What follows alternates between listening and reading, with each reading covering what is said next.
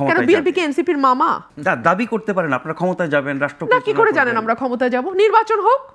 NCP যখন দাবি করে যে একমাত্র তারাই অভ্যুত্থান ঘটিয়েছে এবং আমাদের সিনিয়র নেতাদের সঙ্গে তারা যে ভাষায় কথা বলে টকশোগুলো তো আমরাও দেখি যে তারাই নাকি করেছে, তো তাদের তো তাহলে এখন বাংলাদেশের মানুষ যদি আওয়ামী লীগকে রিফিউজ করে এবং রিফিউজালের প্রধান একটা পক্ষ তো এনসিপি নিজেকে দাবি করে, তাহলে তো তাদের মানে গণজোয়ারে গণভোটে ভেসে 300 আসনের মধ্যে 290টাই পাওয়ার কথা। পাওয়ার পরে তারা এজেন্ডা বাস্তবায়ন করুক। বিএনপি তো তাদের মামা না, খালুও না, তো বিএনপি কেন তাদের এজেন্ডা বাস্তবায়ন করবে? এই সরকারের বহুমুখিতা এত যে আমরা বুঝি না। আপনি একটা প্রশ্ন করেছিলেন এনসিপি তো মধ্যপন্থার কথা বলছে। আমি এনসিপির গঠনতন্ত্র তৈরি হয়েছে বলে জানি না, সম্ভবত তাদের এখনো কোনো গঠনতন্ত্র নাই।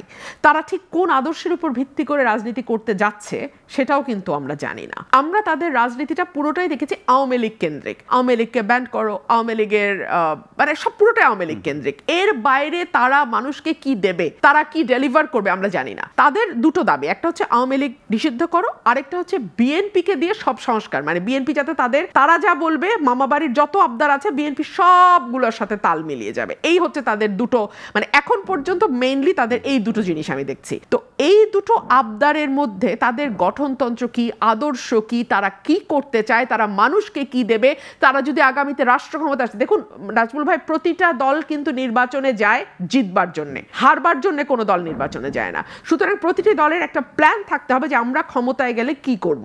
সেরকম কোনো কিছু ডেলিভার কিন্তু এখন পর্যন্ত আমরা এনসিপির কাছ থেকে পাই নাই। সুতরাং এনসিপি যতই নিজেকে মধ্যপন্থা বলুক বা যাই বলুক, আমি আসলে এটা আমি বুঝতে পারি না। তারা একটা কথা বলে যে আমূল সংস্কারের মাধ্যমে তারা নতুন রাষ্ট্র কাঠামো তৈরি করে আমূল সংস্কার, নতুন রাজনৈতিক বন্দোবস্ত। হ্যাঁ, সেটা তো নিশ্চয়ই। তারা তাহলে ক্ষমতায় আসতে হবে তো তাদেরকে। তারা যে বন্দোবস্তের কথা বলছে এটা তো তাদের এজেন্ডা। এই এজেন্ডা বাস্তবায়ন তো তারা আরেক দলের উপর ভর করে করতে পারবে না। এই এজেন্ডা তাদেরকেই বাস্তবায়ন করতে হবে, এটা তাদের এজেন্ডা। ফর এক্সাম্পল 31 দফা বিএনপির এজেন্ডা, এখন কি বিএনপি এনসিপি কে বলবে তুমি এগুলা বাস্তবায়ন করো? নিশ্চয়ই। মানে একটা বালখিল্যতার তো একটা সীমা থাকে, তাই না? আমরা যে আলোচনাগুলো করছি আমাদের তো ন্যূনতম জ্ঞানের দরকার নেই, কাণ্ড জ্ঞানটা আছে তো। ব্যাপারটা যদি এইভাবে দেখি, এগুলো বিএনপির কাছে এনসিপির দাবি, যেহেতু বিএনপি ক্ষমতায় যাবে। বিএনপি কে এনসিপির মামা?